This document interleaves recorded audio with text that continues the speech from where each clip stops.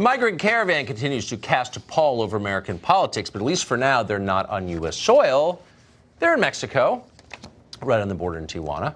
While the convoy agitates to be let into this country, no questions asked, the city of Tijuana is stuck with feeding and housing the migrants, and many Tijuana residents are fed up with that. I'm not really in favor of them coming the way they did. You know, to me, it feels like they invaded. In my more than 20 years working here, I've never seen a situation of this kind. It's as if we're in a war zone. Are you worried more are coming? Very much. We are not prepared for this. But there are ways in which I can enter your home asking for support and help.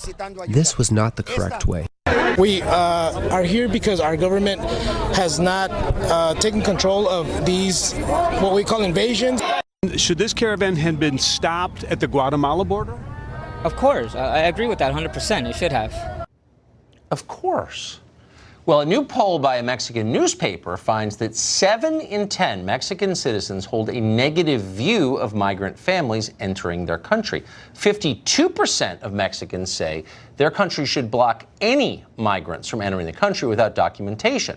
So the question is, we're getting this right from CNN, are the citizens of Mexico anti-Hispanic racist? They've got to be with those attitudes. Ethan Bearman is a California radio host, and he joins us tonight. Ethan, what I find amazing about this is that the international racist conspiracy is so vast that it includes the majority of Mexican citizens. Like, I never even imagined that in my wildest dreams. Are you surprised to hear it? I'm actually not surprised, Tucker, because we as human beings have a history of not liking the other. This dates way back. This is a deep part of our brains. So anytime that we see other people coming into our country, we have a negative response to it. That is something that we have to consciously overcome to connect as fellow human beings, because don't forget, these migrants are human beings. Yes, but they're also, and by the way, there's some truth in what you just said, and I think it's a fair kind of non-judgmental observation of human nature, and I agree with it, I think.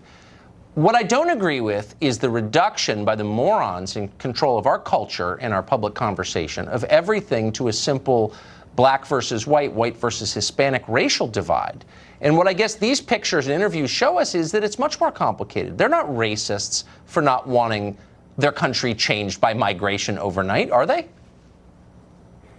No, that doesn't make them racist. But again, I mean, so Tucker, we don't live on the savannah. We're not cavemen anymore. So we shouldn't give in to those deep base feelings that are in what some people call the lizard brain part of our brains that are there that say anybody different. We had to live that way tens of thousands of years ago to protect ourselves.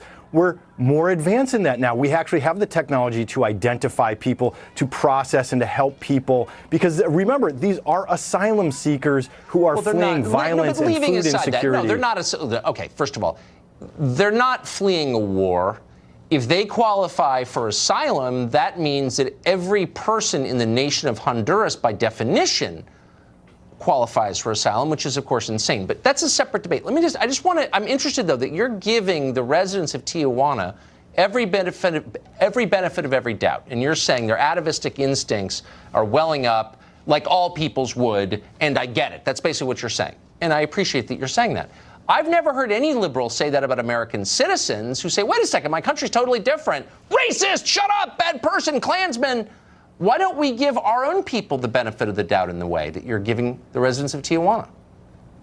Well, interestingly enough, Tucker, you and I have had similar conversations about people here in the United States before. And again, what I appeal, though, is for us to not just give in to those base instincts. Even here in the United States, we need to remember that these are human beings who deserve our care and our treatment as fellow human beings, so we don't just demonize them and say, oh my gosh, they're invading, because they're not necessarily invading, they're fleeing. And yes, by the way, they are fleeing what is essentially a war when MS-13 has taken over countries like El Salvador and dominated huge swaths of that country. That is like a war zone. Okay.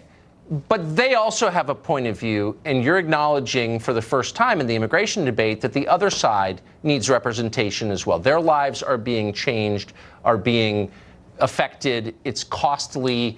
it's chaotic. Like, they have a perspective that we can't ignore by dismissing them as bigots. You're acknowledging that. And I'm saying, why can't we afford that same presumption of decency to American citizens? It's not just that they're irrational. When 1 million new people come in every year, when you've got 22 million undocumented in your country, that has an effect on you. It's okay to be upset about it, isn't it? Well, look, we can acknowledge that assimilation can be difficult for the first generation, but remember, it's the second and third generations that assimilate, and we no longer have those feelings once we get over that initial shock of, hey, maybe they're speaking a different language, maybe they're eating different food, which we end up loving in this country. These are things that we can't give into that base instinct. And yes, we are a much bigger country that's much more economically rich. We have more resources available to help people, and we have to remember to help. True. I think actually we're basically a broke country that thinks it's still rich, sort of like an aristocratic family in decline. We don't know how rotten the foundations are, but whatever, separate conversation. But will you at least concede that decent, this is all I want from this conversation, that decent people can look at mass migration and say, you know what, I'm not into it, I don't like it, and that doesn't make them bad people? It doesn't make them bad. And again, I just want to say that we can't live our lives, we still live in caves and we're tribes on the savannah. And so I say we have to rise above that. It doesn't make you bad that you have that base instinct, but if you just give into it and stop there, you've stunted your own growth, and I don't think that's healthy.